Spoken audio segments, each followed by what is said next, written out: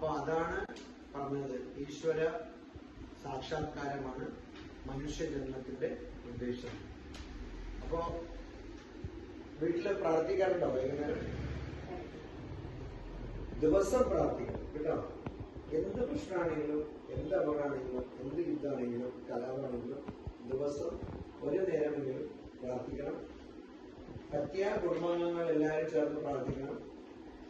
വേറെ ആരെ സഹോദര സഹോദരിമാരും അനിയത്തിനെന്താ പറയുന്നത്? എന്താ പേര് അനിയത്തിന്റെ? ദീക്ഷ. അപ്പോ അനിയത്തിയും പിന്നെ ധ്രുവയും അമ്മയും ചേർന്ന് വൈകുന്നേരം വിളക്ക് തെളിയിച്ച് പ്രാർത്ഥിക്കണം. അങ്ങനെ ചെയ്യാറുണ്ട് വീട്ടിൽ? വിളക്ക് തെളിയിക്കുന്നൊക്കെ ഉണ്ടാവും.